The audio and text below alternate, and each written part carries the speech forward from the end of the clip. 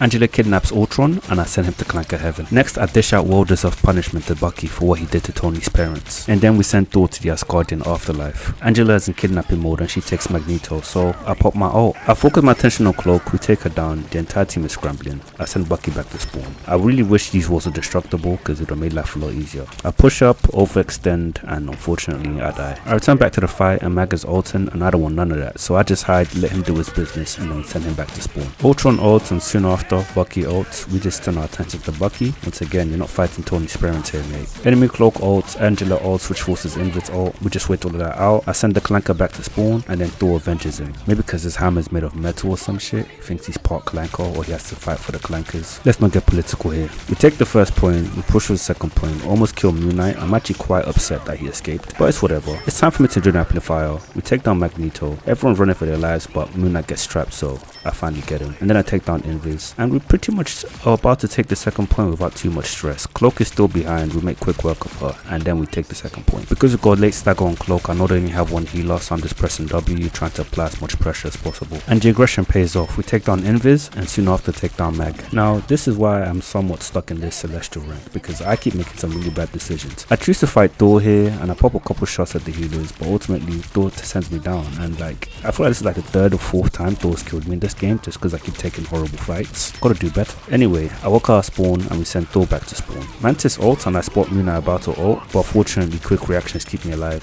Hela ults, but I've got Amplifier, so I'm able to just stand there and shoot her down from her ult. Now I also want to enjoy the Amplifier, so I pop my ult, which in my opinion, I probably should have saved it a little bit more because I was so far away from everybody else, like there was no one for me to kill. But I managed to get some value of it because I pressured Invis to ult in early. I'm pretty sure she didn't want to ult over there, so we'll leave her something. Thor ults on the payload and I go into hiding, and once again it's a bad decision from me. I should have maintained line of sight with my healer. I might have survived a bit longer. Bro, I don't know why I'm doing this video, man. I'm feeding so much. I dive straight into the enemy team. Cloak ults, I can barely escape with my life. In fact, I don't escape with my life because Mag kills me in the end. But I'm res though, and instantly I get straight to work. I turn my focus to Mag. We take him down and I'm able to push forward. The Punisher's in his turret. We make quick work of him. Thor's left on point. He tries to escape, but Penny traps him and we send him back to spawn. It's finally time for me to enjoy the Amplifier, and with this, the game is pretty much guaranteed. Iron Fist is working those guys on the back. He takes down Invis, Mag, and Moon Knight. Thor is trying to run to the side. We don't let that happen and proceed to send the game to overtime. Overtime's coming tomorrow, so drop a follow. I'd hate for you to miss it.